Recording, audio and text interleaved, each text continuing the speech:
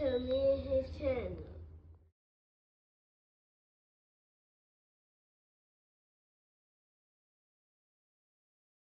What's up, it's your boy LOE Visuals. I'm back with another video. They gonna hope y'all vibing, y'all chilling, y'all enjoying y'all day, y'all productive day. We back at it. Before I start my shot, smash the like button, smash the like button, smash the like button. On the road to 10K subscribers, hit the subscribe button, turn on post notifications on. Wanna find me on any other platform? My link tree is in my bio, y'all. So let's talk about it. So Jaron Ennis is about to be without a opponent. You know, guys, Eddie Hearn came out and said that they wanted Jaron Ennis to get a tune-up before they fought Virgil Ortiz at 154 pounds. And, you know, I guess, you know, Jaron Ennis is losing the steam that he once had, you know, after turning down so many fights. You know, he's looking, you know, at one point in time, you know, he was looking kind of like that boogeyman of welterweight, but he kind of killed himself with, you know, turning down opportunities and, you know, big opportunities that could possibly would have changed the trajectory of his career. You know, Terrence Crawford came out and said Boots had an opportunity to fight him, you know, I think twice, and Boots didn't take the opportunity. Teofimo Lopez, he turned that down. You know, Virgil Ortiz, he turned that down, you know. So, you know, Boots have done this on multiple occasions where he turned down big fights. So this isn't nothing new. We know this. We've seen this and seen it happen consistently. So, you know, it kind of killed this kind of steam, and he had a lot of steam. You know, don't get me wrong. You know, he was looked at like, oh, he's gonna be the next guy. You know, at welterweight, and you know he was. You know, he got kind of, you know, he unified, beat Stanionis. But he could have did more, in all honesty, at welterweight. But I don't think his body could handle, you know, making welterweight anymore. So the move up to 154 pounds was a good move for him. So I'm not gonna say it wasn't. You know, his body probably needed it. You know, cutting like that is, and it's not healthy. So I'm not gonna say, you know, he did look like a skeleton, you know, when he would cut weight. So the move up, you know, it was warranted, you know, but fans are giving him flack, and I'll talk about it. Do I think the tune-up is, fans are giving him flack about, you know, not, you know, taking a tune-up because he's in the prime of his career, 28 years old, you know, he's 34-0, 30 KOs, you know, he's in the prime of his career, you know, he's 28, you know, he was the unified champion, still the unified champion at welterweight, but fans are giving him flack because do you really need a tune-up? I mean, respectfully, do you need a tune-up? We just saw 37-year-old Terrence Crawford go up and fight Israel Madrimov, no tune-up. So we don't think, you know, it's warranted that you need one. And then the guy you was fighting, I mean, Josh Kelly, would he really change anything?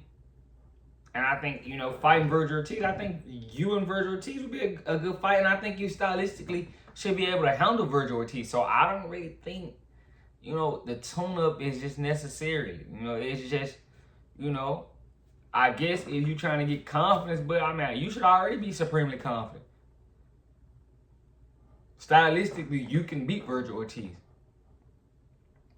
But, you know, this is just another occasion, you know, of Boots not being confident in himself. You know, people are kind of giving him flack for it. The tune-up he did try to fight, you know, Josh Kelly. A lot of people thought that was a cherry pick, which it is. It's, you know, I don't know how, you know, some of these, you know, you see Josh Kelly kind of lingering around with at 10, 9 as you know, a top 154 pounder, but he's not. But he lingers around, so, you know, everybody know that would have been a cherry pick. But, you know, you see how the world works. You know, Josh Kelly is about to get a shot at Xander Zayas, and, you know, Xander Zayas is basically, you know, right now the weakest champion at 154, if we're being honest. And that was Boost, you know, whole plan, like, oh, I beat Josh Kelly, who's high in the rankings. Boom, I get lined up for a title shot against Xander Zayas. You know, easy way to get a title because you'll be the mandatory, you know, they'll mandate it. But now Xander Zayas, you know, like, top rank, like, yeah, we got to see how they're going to play it. You know, are they going to feed him to the Lions? Probably not. They're not going to feed Xander Zayas to you know, Sebastian Fondor, Bakram Murtazilov, you know, Virgil Ortiz. They're not gonna feed him to those guys right now. He's still young. You know, they're not gonna do that. So, you know, Boots was just trying to, you know, make a smart play, but, you know, Top Rank kind of was on it. So now I think they're gonna line that Xander Zayas versus Josh Kelly fight up in December. So, you know, Boots will miss out. And that's why I said, you know, right now it's looking like he doesn't really have a tune-up, because that was their plan. You know, where do you go? Do you fight like a guy like, you know, Michael Soro or something like that? You know, Ramos, something. You know, Erickson Lubin, he's still at 54. You know, do you go do something like that? I think of Erickson Lubin. I mean, I think that would be a smooth fight for him. I mean, if he's trying to tune up, it's a good tune up. Erickson Lubin. He's been at 54, you know, he's never been champion, but, you know, he has challenged for a title. So, you know, I think that's a matchup that can be made. Respectfully, I think so.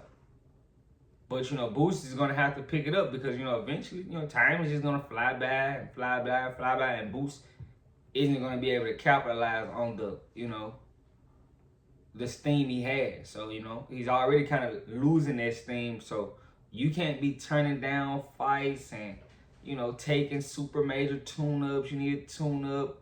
You know, in all honesty, you kind of held yourself back. I mean, you were unified champion if, in all honesty, you didn't have to sign back with, you know, Eddie Hearn. You own though. I mean, I'm pretty sure Turkey Sheik would have had you on some cards. You know, you could have kind of free-manded or been a free agent. You didn't have to sign back with Eddie Hearn. You know, a lot of people feel like you signing with Eddie Hearn is you signing up for the protection plan, because Eddie Hearn is going to protect his investment. He's not going to, you know, throw you in there with the shark. And that's why you trying to get this tune-up. But we want to see Boots in there with sharks. We want to see him in there with people that can actually pose a threat to him. In all honesty, some of the fights he's turned down, I thought he could win. You know, T.O., I thought he could beat T.O. Virgil Ortiz, I thought he could beat Virgil Ortiz. But it kind of scares me away now that, you know, he doesn't seem confident, or the confidence is lacking, one or the other. So that kind of scares me away from, you know, wanting to take him, you know, in those type of fights. But, yeah, it's kind of on him. You know, I want to see what he does, where he goes. That's a big, you know, plan, because I'm pretty sure they're not going to fight at 54 without taking a tune-up before they fight a guy that's elite, you know, Sergey Boychuk or Israel Madrimov or, you know, any Virgil Ortiz. They're not going to fight those guys until they take a tune-up. So, you know, he's going to do it. We just don't know who the tune-up is going to be. But let me know what you guys think in the comment section. Make sure y'all smash the like button, smash the like button, smash the like button. On the road to 10K subscribers. Hit that subscribe button, turn on post notifications up. Make sure y'all like the video. The video keeps me on the algorithm. Make sure y'all like it. I love you guys so much, so much, so much, so much, so much, so much, so much. I'm out.